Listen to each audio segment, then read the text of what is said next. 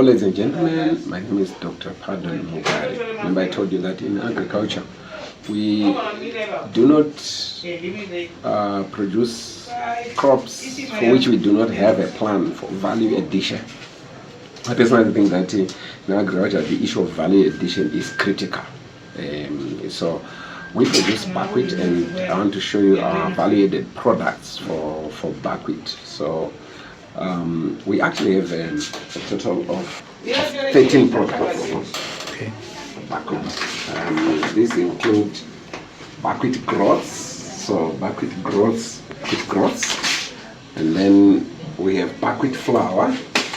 This is buckwheat flour. We have actually several types of buckwheat flour because we there are flours where we use 100% dehulled buckwheat, so the amount of fiber is lower in 100% dehulled buckwheat.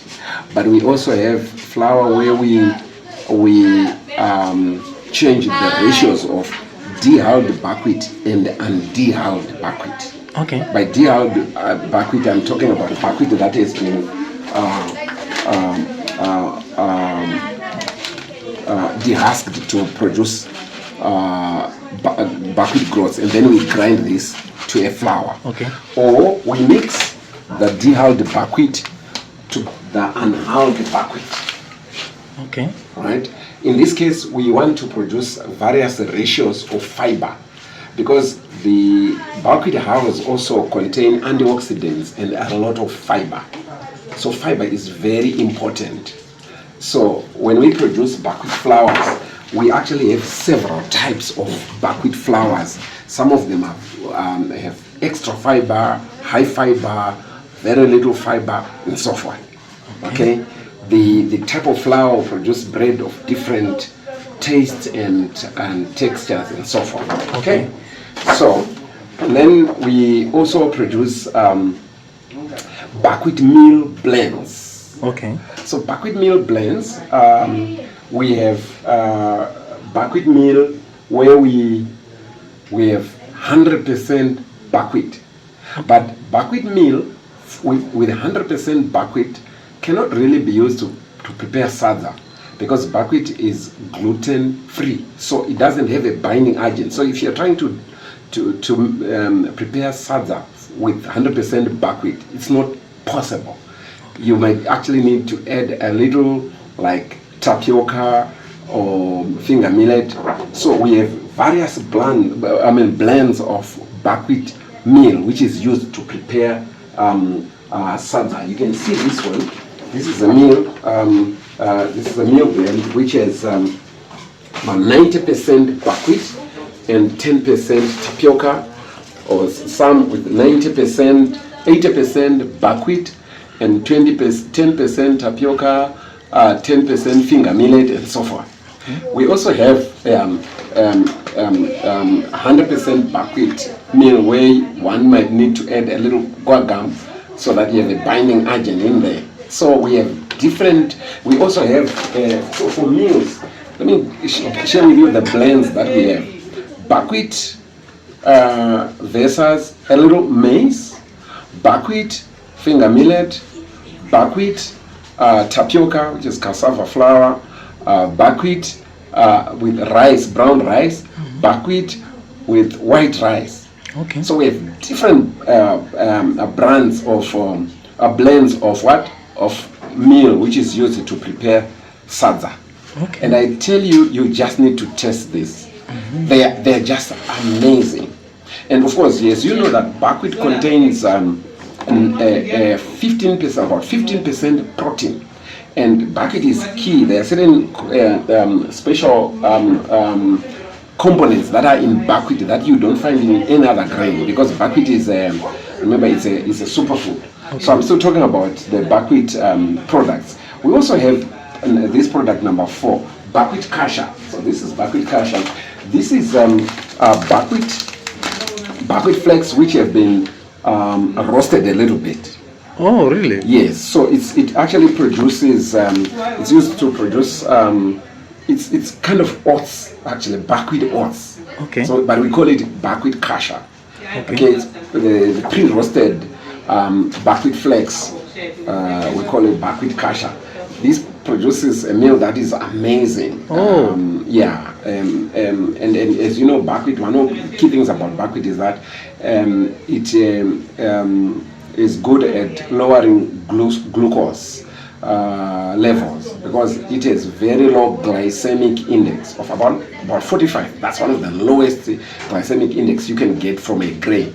Okay. Yeah. So buckwheat kasha, and then we then have buckwheat instant porridge. So this is buckwheat instant porridge. Okay. Yeah, this is one of our flagship products.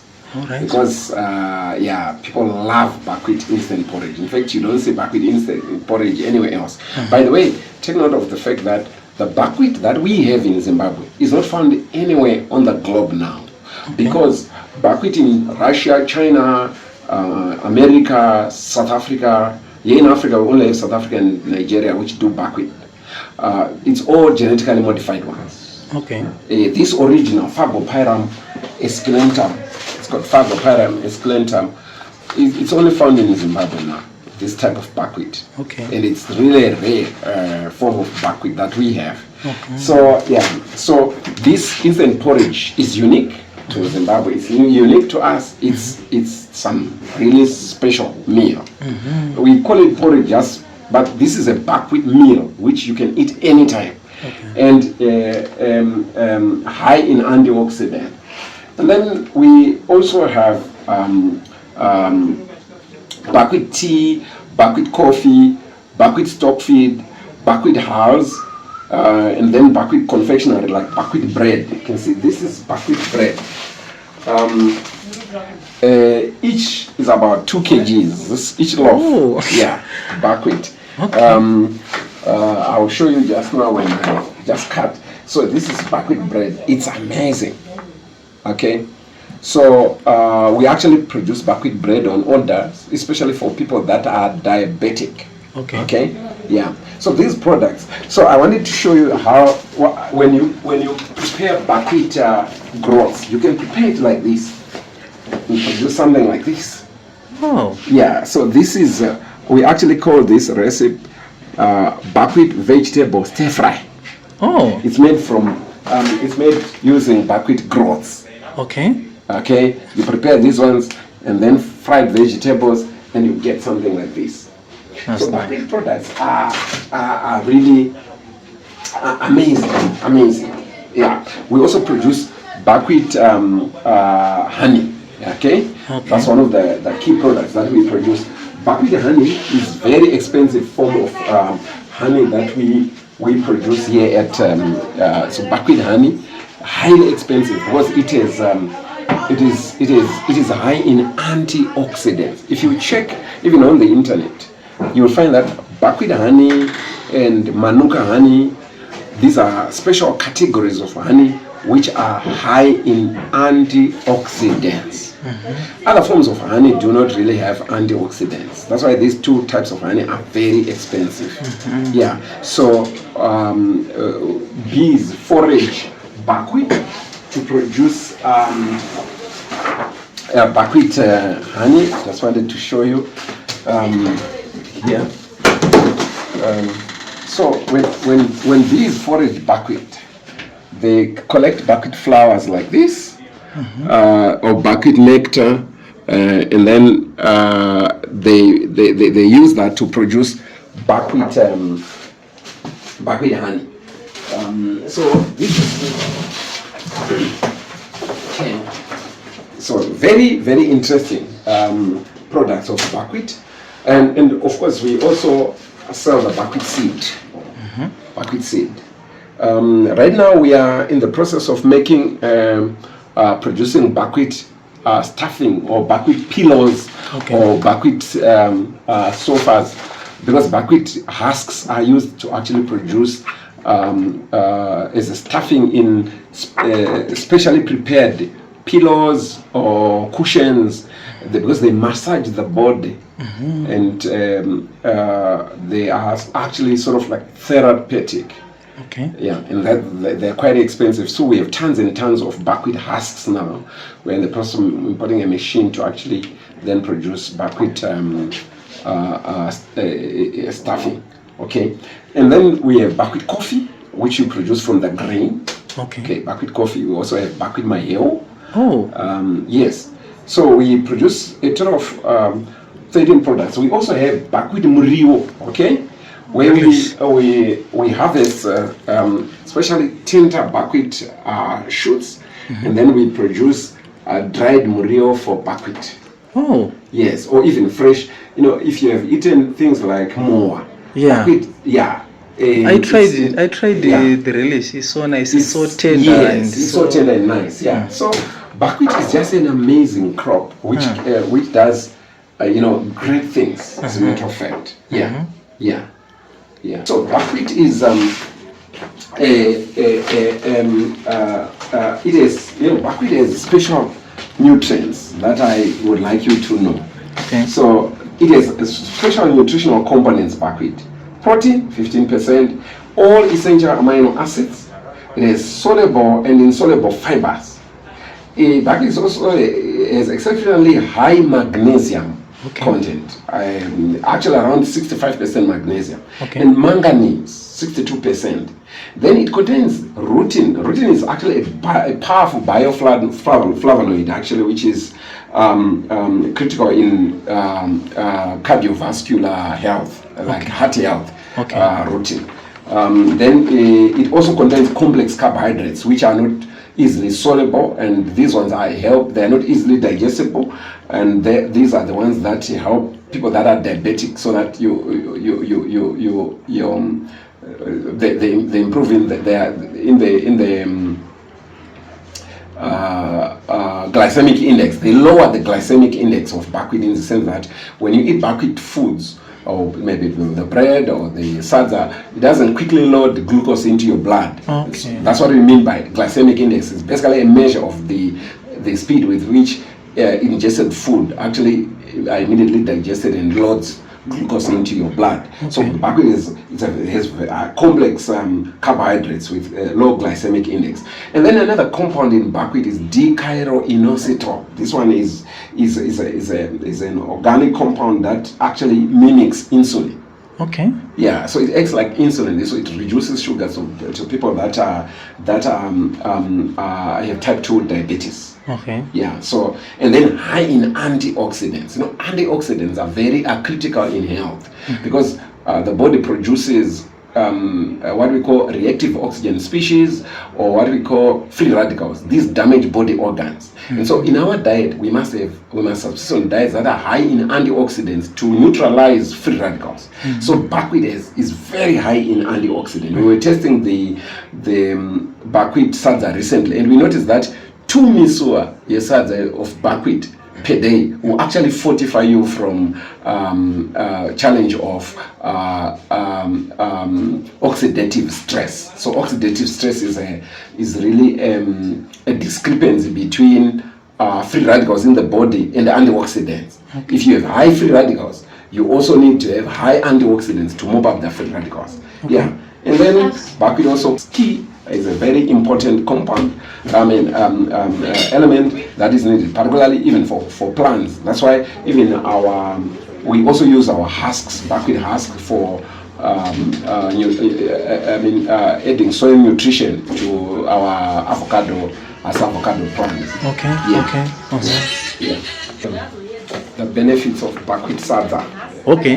The benefits of buckwheat sadza. So buckwheat sadza.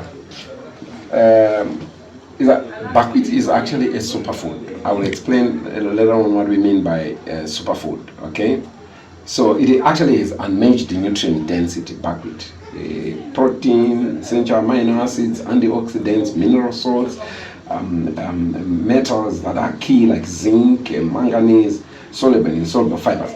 This is one of the things that you get from buckwheat sadza. And buckwheat sadza, you also have protein. So if someone is eating sadza with vegetables or sadza with cabbage, your protein is also catered for in the buckwheat, in the sadza itself.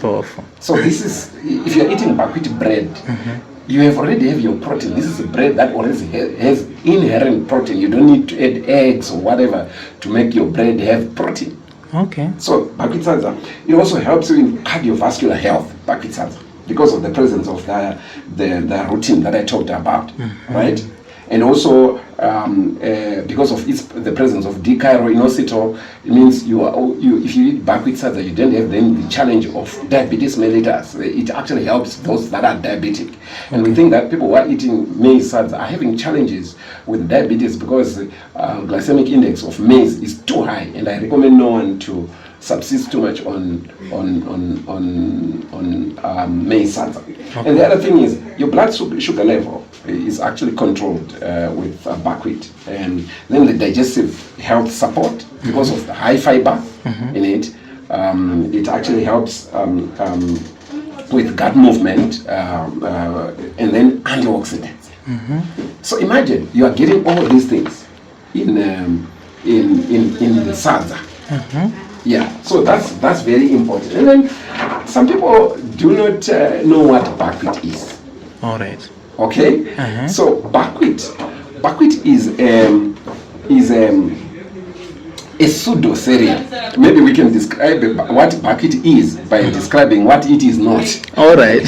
Many people think that buckwheat is a cereal. It's a grain. No, buckwheat is not a cereal. Okay. It's actually called a pseudo cereal. It's not in the family of maize or rice or those grasses. No. Okay. Buckwheat is actually a herb. Yeah. So when someone says, what is buckwheat? You can tell them that it is a herb because it is found in a family of plants which are actually known as Polygonaceae. Polygonaceae. Okay. Not grasses which are called Poaceae. No. It's actually Polygonaceae. It is in the same family with plants like rhubarb, sorrel, and such plants which are actually herbs.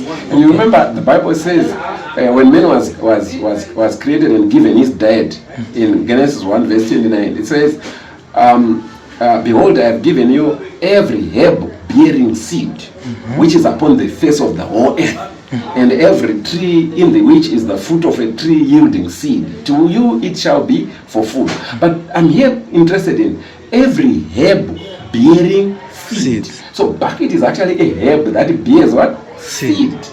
Very interesting. So that is what buckwheat is. So buckwheat is actually a herb, and it is a superfood. One thing about buckwheat is that it is gluten-free. Being gluten-free can be a major advantage, and maybe I don't know whether it can be a disadvantage really not to be gluten-free, because there are people who are gluten intolerant. So buckwheat is gluten-free. So it means people who are gluten intolerant, buckwheat is recommended. People who are gluten tolerant, buckwheat is also what? Recommended. So it's more of an advantage than a disadvantage. Of course, the slight disadvantage of having no gluten is that it doesn't have a binding agent. When you are like baking, you might need to add guar gum or some other grains, or you might need to mix the buckwheat flour with maybe a little wheat flour to provide the binding agent. So yeah, so that's what buckwheat is. That's what buckwheat is. And then, like I said, I have a summary of the benefits of buckwheat. Okay. Immediate benefits: anti-diabetic, anti-inflammatory, anti-cancer, promotes cardiovascular health, promotes gastrointestinal health, neutralizes harmful free radicals in the body, and supplies rare mineral salts. So this buckwheat does. Yes, so this is a very important crop. Then what do we mean? What is a superfood? Many people do not know what we mean by a superfood. So if a superfood is actually a nutrient-dense whole food which is recognized for having high concentration of vitamins, mineral salts, antioxidants, and a healthy presence of healthy fats, and it is well known for its a reduction of inflammation and disease prevention. So the key things about superfood is that it must be nutrient dense. Just a small amount must be enough to provide the most of the requirements of the health requirements of the body in terms of antioxidants, in terms of vitamins. So nutrient dense, the density of nutrients must be high in order for something to qualify as a superfood. And then of course the other thing is health benefits. density of nutrients and health benefits. Those are two factors in order for us to determine what we mean, what is a superfood. So buckwheat is a superfood because it satisfies all these two key requirements. The amount of substance, of nutrients there is dense. We are talking about proteins, we are talking about carbohydrates, we are talking about mineral salts, we are talking about all essential amino acids, we are talking about all key mineral elements, and then we are talking about protein, we are talking about the antioxidants, and then the health benefits, like the presence of D-inositol, which actually helps in cardiac health, and also the presence of rutin, which is important in cardiac health, D-inositol, which mimics insulin for people that are diabetics. And then, like I said, when a food has antioxidants, antioxidants are critical in human health now, because these are the ones that mop up free radicals which are generated in the body, especially by people who subsist on high sugar diets. When the body is trying to process sugar, it produces free radicals, or what we call reactive oxygen species. These ones must be mopped up or removed by free radicals. By antioxidants. Antioxidants are found in plant food. We call them also phytochemical compounds. These antioxidants are found in plant food, and they're not found in flesh foods. And buckwheat is one crop that stands out of all the other crops as a crop with a high density of different types of antioxidant, polyphenols, and as well as other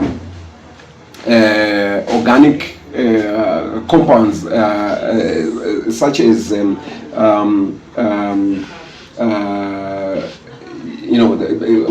compounds that actually also produces have a characteristic of antioxidants, phytochemical compounds. All groups of phytochemical compounds are actually found in buckwheat. Yeah.